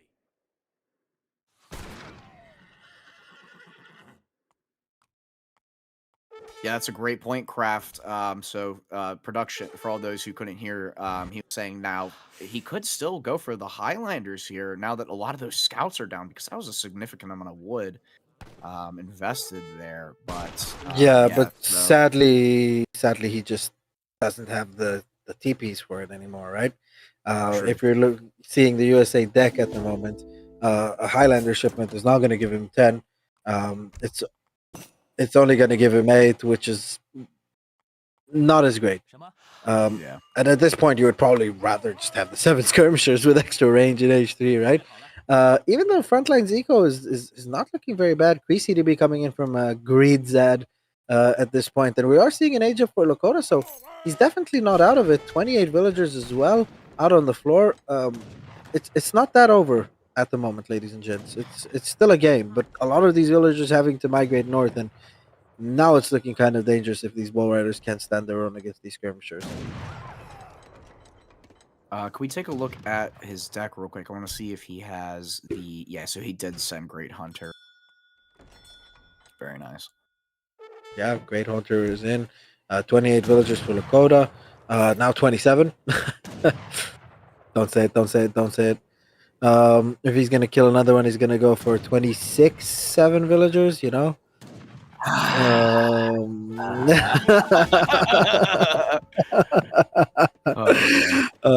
There we go.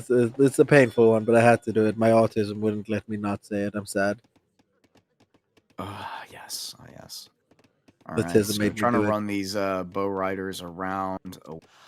He's aging. 1K wood coming for Ezad. The age up with the bison and food gathering rate has come in. Joaquin is being shipped here for Frontline. Yeah, Joaquin is coming in. Very nice Bison age up as well. Gonna give him a lot of resources now here. 9 Joaquin is really as a response to the pressure that he's feeling on the base, but this is where Ezad really loves to play his games. This is where he shines because behind all of this pressure that he has, due to him putting himself in a position where he's leading the game, he can ship 1,000 wood. He can get a couple of TCs out right now on the field. He can boom and really take map control. So it's looking great for him. So he's gonna get a TC, and he's probably gonna save the other wood for a Pulaski company. That wouldn't be a bad shout at all. The Pulaski's Legion, giving you what is it, 12 consulate Ulans, veteran consulate Ulans, absolutely great. And it's gonna give him the heavy cavalry switch he will eventually need to be able to face the light infantry coming in from Lakota.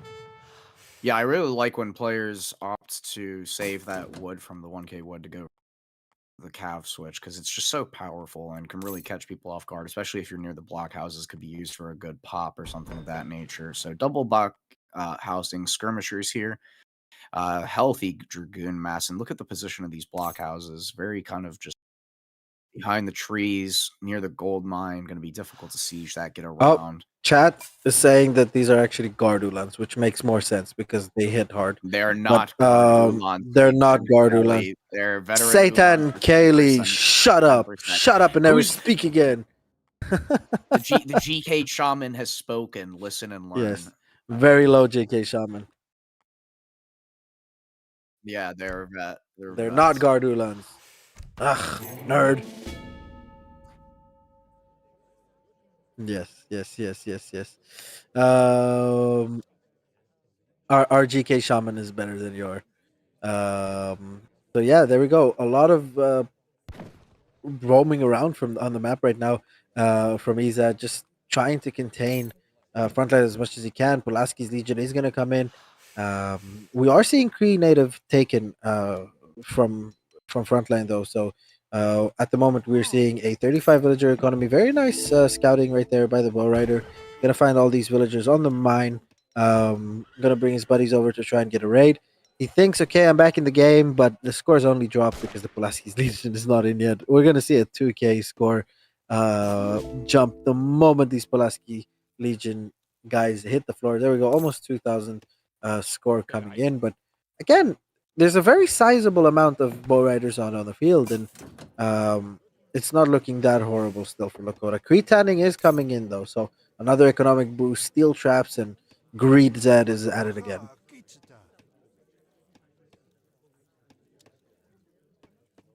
So 45 villagers here for Frontline, and he does have a community plaza down for when the eventual fight will occur.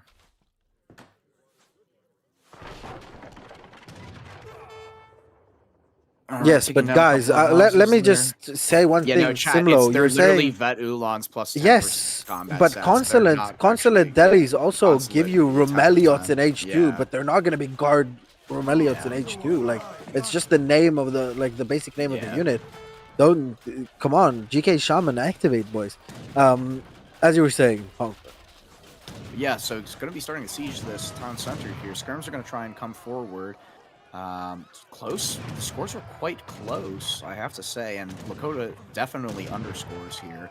So, decent amount of Wakinas to trade with these skirms here, trying to pull trick with using that range advantage. Prussian Ulans are coming forward here, and Frontline does see it, but he's positioned pretty decently against the tree line. Might have Minutemen potential pop with to snare here on the units. More bow riders coming in the background. USA plopping their flag down. No attack dance yet from Frontline. He has the ability to call Minutemen from the TC as well to just give him more headache. Right. Cav combat is coming in though on the other side. Where did a lot of these Ulans go? Oh, they went raiding. There we go. A big raid coming in. Lakota somehow on 49 villagers probably shipped the 8 villager card. Yes. Somewhere in between there before that Cav combat. There we go. But again, Lakota just doesn't look out of it, does it now?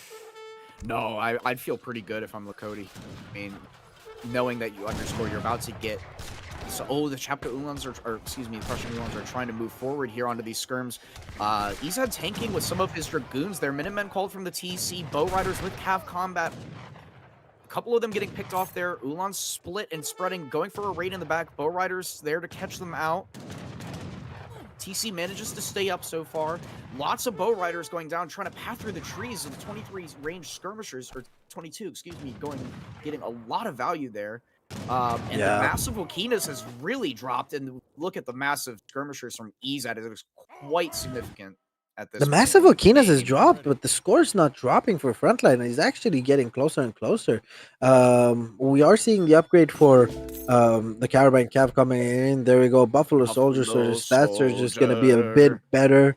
The Buffalo Soldiers is going to be there to counter the Buffalo Civ, but again, it's not looking horrendous. Yes, there are a lot of scurvs out on the field, but it almost feels like we're one heavy cav switch away from Lakota from absolutely just destroying a fight, and we're even equal score because the Tokala Big Button is in now. Ladies and gentlemen, this is go time. We're going to see 25 villagers go on the fire pit. They're going to be dancing their asses off to get more statistics for their units. These TC is probably going to go down, but he's just saying, screw this TC, I don't want it, I want to go in. Bow Riders are going to go in with the Dog Soldiers and the Wakinas in the background. They're going to plump everything in the front right there, and these Dog Soldiers are absolutely collapsing on everything. There isn't a single unit with melee resist out on the floor for USA right now. These, look at these Bow Riders go, they've just absolutely melted these Ulans. Minutemen in the front are going down as well. Wakinas, very nice, being put up in the front with their high range resist to soak up as much of the damage done by the sharpshooters, knowing that Ezad likes that attack move button and doesn't really focus fire. And Lakota all of a sudden is up 3k score. He's managed to delete every single USA unit, and he's going to take out the forward base. And ladies and gentlemen, Frontline is taking a 3-1 series lead and has turned it around from being counter-built to winning the game. What a brilliant last fight he has given us. Wow. Yeah, Bow Rider, good unit, easy for Chiefs. And I mean, wow, what a fantastic game going for the Chinese immigrant Highlander build, but then scouting the deck and then getting 500 IQ counterplayed, not sending the card, but the amount of Bow Riders and the 8 villager shipment going into that final fight with Cav Combat on the 19% on the War Dance and just going right on top, smashing the Takala soldiers in. What a game. What a game. What a beautiful game by Frontline again. At the end, he knew what he was doing. I said this might be the game where he doesn't actually know what he was doing, but the way he managed to adapt here, it was just beautiful. He managed to right click and the micro. I'm noticing a slight micro difference in this series where it almost feels like every big fight Frontline just manages to take it. He's just that tad bit better with his unit control, and it's really showing. Yeah, moving the Wakinas to just take, as you said, that soak up that damage and splitting the goons off, having the Bow Riders just melt the Carbine Cav and nice Takala wall in front. So, wow, what a game. What a comeback, I think, because it was looking really bad when he shipped the 700 wood for the scouts and then also down another card, and all of them went down. And then, yeah, Frontline showing what he's made of in this game. Yeah, exactly. Beautiful execution right there by Frontline. And ladies and gentlemen, we already have game 5 in queue for us, and this time it's Frontline counterpicking, and it's not looking good. It is not looking good for EZ fans out there, because Frontline is playing the Red Flag Civ. The Red Flag Civ has been activated, and it's playing against the Mexico Civ that doesn't have access to Baja, so don't want to call it too early, Hogba, but as someone who has expertise in Ottoman laming, this is a matchup I don't hate at all. I'm just gonna say it like that. Yeah, well, I mean, if you admit to being an auto lamer on video, that's pretty fair enough. We'll take your advice and opinion on that, and I'm not gonna. It is what it is. I own my disgusting behavior. Exactly. atrocities. Yes, yes. Do you know that? Do you know that I'm not gonna get into that because Okay. we're probably gonna get taken Anyways. down. So, well, more importantly, Shake, this is gonna be match point, right? Yeah, yeah. So, Match point. Next game is gonna be the decider. Probably, going into match point, wielding the curved sword of the Ottoman Empire is something that gives a lot of confidence, doesn't it? the scimitar, what a beauteous sword. Scimitar, yes. I think scimitars were used a couple of thousand years before, no? Yeah, they The used them throughout. 1400s. There we go. Anyways, Shake, how about you take us away? Unless we have a map introduction. We do have a map intro, it looks like.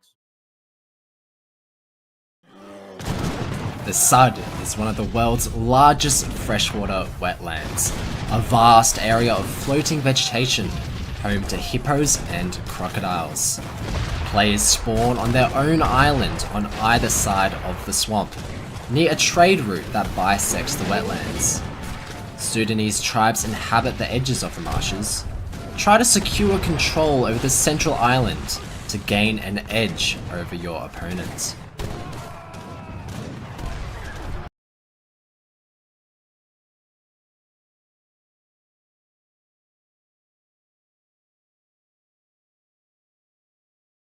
Ladies and gentlemen, welcome to game number 5 of the ESOC Spring Championship quarterfinal series played on this beautiful map of Sudd between on the east side of the map in the color red, Ezad spawning in as the Mexicans, and on the west side of the map, his opponent in the color blue, playing as the famous red flag Civ.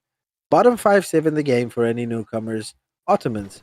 Very, very, very underpowered Civ. Yeah, like Shake said, if you're a new player, don't play auto. They're terrible. You'll definitely don't want to play them. You want to play a civ like Russia, honestly. Like if you're a new player, queue up as Russia and let me know when you're playing as well so I can counter snipe. But yeah, so match point here and a very nice start. Classic auto start, getting that mosque house TP. And looks like Mexico picking up a nice 75 wood, going for a market start here, getting hunting dogs. Looks like. And is Frontline going to chop, or is he going to go for capitalism? No chopping, so doesn't look like he's going to be going for a house. Might opt for capitalism instead. And yep, going to be capitalism here. It is going to be capitalism, and Kraft nerding it out, saying, I know what Ezad is going to be doing. But I know what Ezad is probably going to be doing. This is looking like it has the end of play. If we switch it over to the Mexican perspective, it's looking like it's going to be hacienda play, right? Because you get the Sudanese natives, where you're going to have access to the Sudanese Red Sea wagons, and in turn, the Red Sea wagons can give you 2 more haciendas. So if we're going to click at his deck right now, let's see the name of the deck. It is called 1v1 Frontline. But we do not have any indications of that, so maybe I'm wrong. And El Caster, but the way this matchup usually age goes, up with that card for the Tlaxcala, then we can see if he's going to do the. That's also true. Yeah. Unscoutable Civ, maybe not El Caster. Let's see, but for now we'll hold it on L until proven otherwise. But regardless, what Otto really likes doing here is if they're gonna see some forward pressure, you can always do a semi with a couple of jans. Really protect yourself from these pikes, TC fire any incoming skirms. You can even go for a naked FF, but if you're seeing a full commit in H2 for Mexico, you can just make 5 Abus and the game is completely over because Mexico just doesn't have an answer.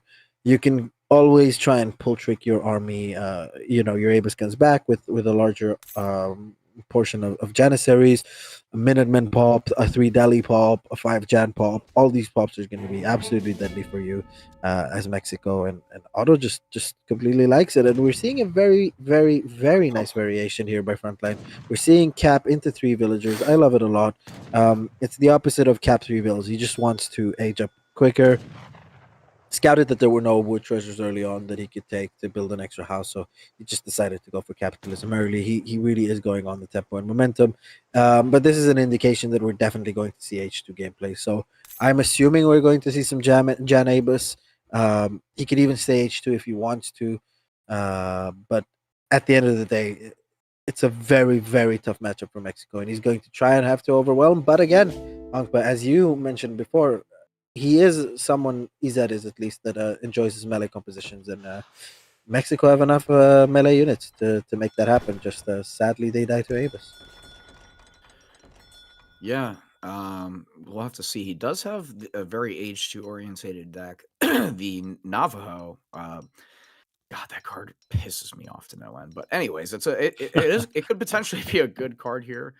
We also see 3 Chinacos, 10 Pike, 5 Vil, and 4 Vil. Frontline has just aged up, and he's got the 2 Vil, 2 Cow age up, so looks like going to be going for a fortress orientated play, building a McCurry Alcaster, here, I said and H2 play, and I have also no idea what I'm sending talking the about. Sudanese. Well, he is sending the Sudanese Red Sea trade, so he could go Jan Oh. Avis here potentially, and 700 wood behind this, and he's going to be Okay. picking up this 190 XP treasure on top. So really going to be a nice injection of XP from the buildings and that treasure. Ezad going 700 wood, 5 Vil here. And he did age up with Tlaxcala, so he will also looks like he's going to be going for Red Sea trade at some points as well. Yeah, so not Elcaster. We are going to see some H2 gameplay from both civs. And the Mabir has spotted the more important explorer, actually. Oh, he's not going to go for it. Okay, he was caught sleeping a little bit. And the Padre, the healer, is going to get away. Oh, no. Nothing expects. Nothing escapes the waking eye of the Mabir. This guy is just Sauron, isn't he? He just sees everything. And that's big. That's big XP wise. That's big, as a unit that soaks up a lot of damage. At the other end, we are going to see Red Sea Wagon coming in for Ezad as well. So that score buff that we have right now for Frontline is not the same. Tlaxcala Textile is going to come in. So ships 2 settlers for each and new existing hacienda. So we're going to have like a 6 civil shipment coming in behind the 5 those.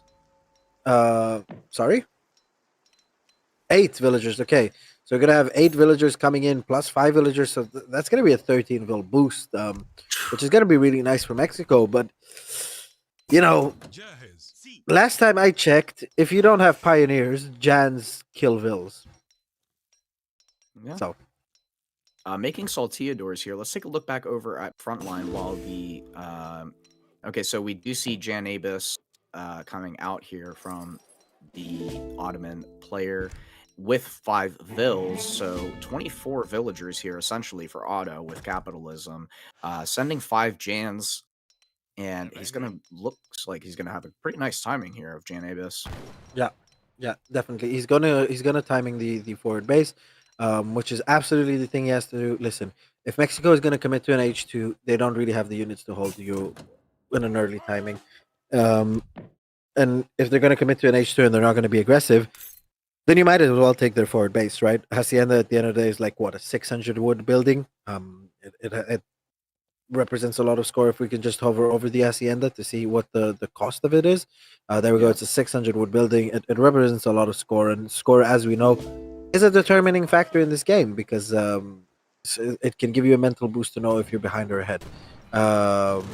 There we go. He is actually going to go for the next XP treasure first. Very interestingly, not really spotting the couple of picky boys going in behind him, but now he is with these Abus, and he's just going to absolutely maul them.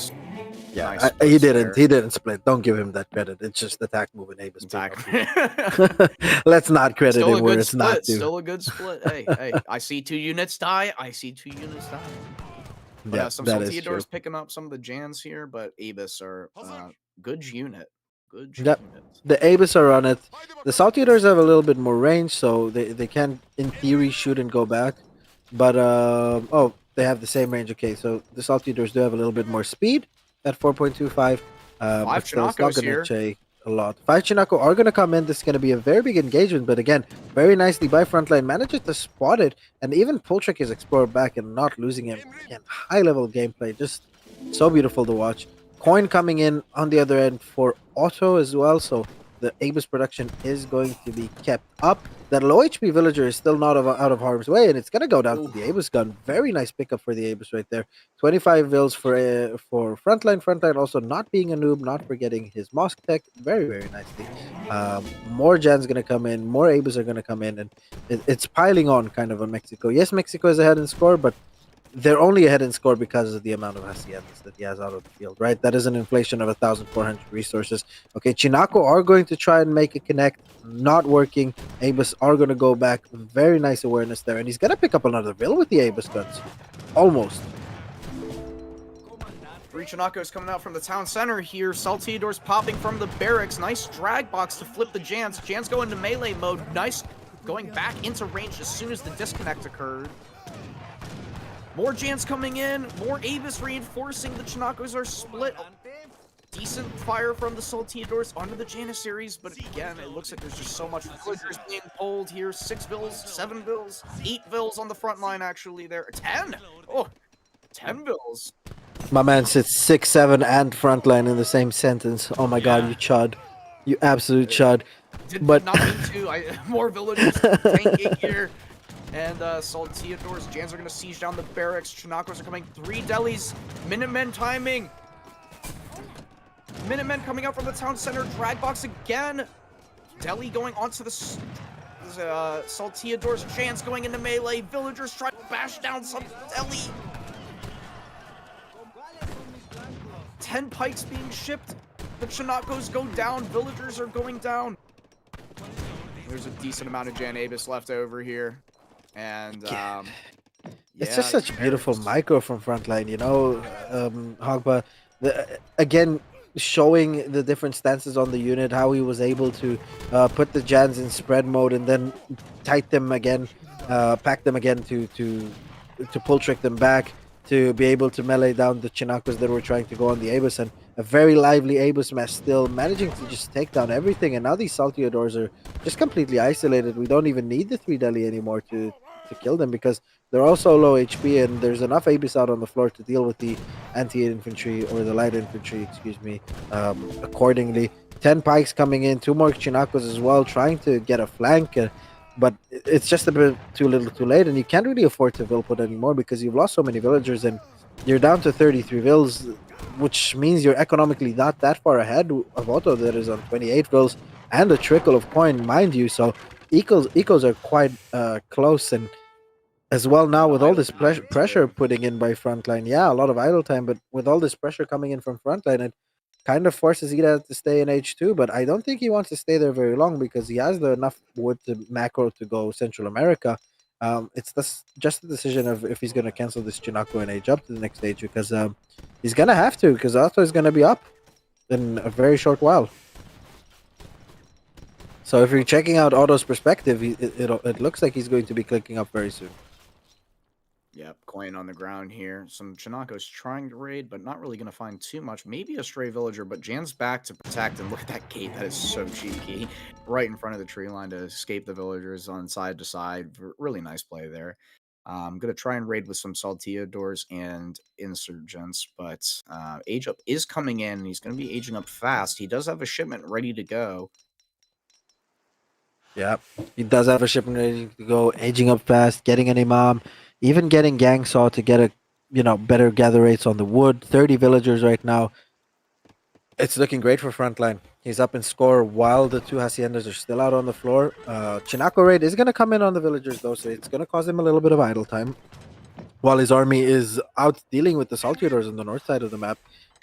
So very nice distraction there by Ezad, trying to get as big of an advantage as he can, but we're edging into very difficult territory for Mexico right now because an H3 auto that is, not shipping the ideal shipment. There we go. It doesn't even matter. 1,000 wood, no shipment. The aura of the H3 Age Up has been enough. And Frontline officially takes the theory 3-1 and moves on to the semifinals of the ESOC Spring Championships. What a dominant performance over a top 10 player. Absolutely beautiful. Yeah, great series, and really just very crisp H2 play there. Just taking down the forward base, pushing in, picking off a lot of villagers, forcing some H2 military shipments, and really kind of countering the economic advantage that Ezad had early on from the Hacienda shipment, and managing to even catch up at the end there. And the H3 Abus guns coming in, and yeah, Ezad just taps out there. And congratulations to Frontline. And thanks, Ezad, for the games. Great series. Yeah, Frontline is ready for an interview as well. So, Craft, if you can just drag him in here Oh, once you see him appearing. It's going to be very interesting to ask him some questions and get some insight on how he managed to win the series.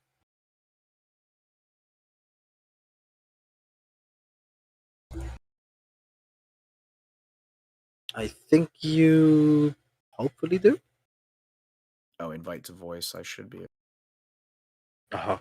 Who has it? There we go. I invited him. Oh, I also have it. There we go. I dragged him in. Big shake. There we go. Frontline. Congratulations on the 4-1 series win, man. How are we feeling? Hello, and yeah, thank you. It feels great. I mean, Ezad's obviously a very good opponent. Yeah. It is interesting because this was the same exact scenario we had last time. Yeah, so you beat him 4-1 the last time as well? Mm-hmm. Wow. Got to continue with tradition, you know. Very nice, Honk. But I'm going to let you ask the first couple of questions, and then I'm going to go more in depth with our boy here because I'm planning a revenge tour on Ezad, and obviously this is the guy to give you the info. Yeah, so we were that USA Lakota game, the kind of counterplay that you had in mind, and then Ezad seeing your deck and then kind of countering by not sending the shipment. How did you feel after noticing that there weren't any Highlanders coming out? Not good, because A's had done a similar build versus me, so I knew it would work. But the problem is I don't want to reveal my scouts, because if I do, he knows exactly what I'm doing. Mhm. So I want to bait his army in, but at the same time, if he's doing an FF or semi-FF, then I'm losing so much valuable time. So eventually I decided I just had to siege 2 TPs and run in, because I didn't think he was going to push out. Yeah, that final fight went so well for you there with that Takala big button and Bow Riders. What was your favorite game of this? Let's see. There's It might have been that French Lakota Germany game. That Lakota game? Yeah, that was a great fight Yeah. at the end there. Either Shake, that I know one or you game had some one. questions as well that you wanted to Oh, ask. yeah. Look, Frontline, first of all, congratulations again. Beating an incredibly solid opponent in Ezad.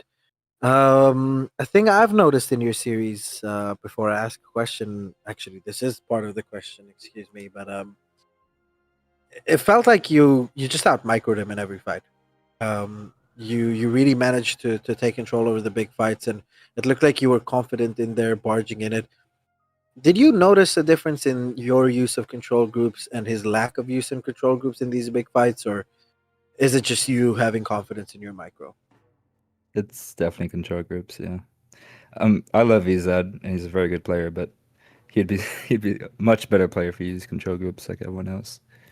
The main thing is when it comes to kiting, like with control groups, you can use precise hit and run, whereas if you don't, it's a lot of drag boxing, and what tends to happen is units get stuck in areas they shouldn't be, and so you're able to get like one more volley off before you back up.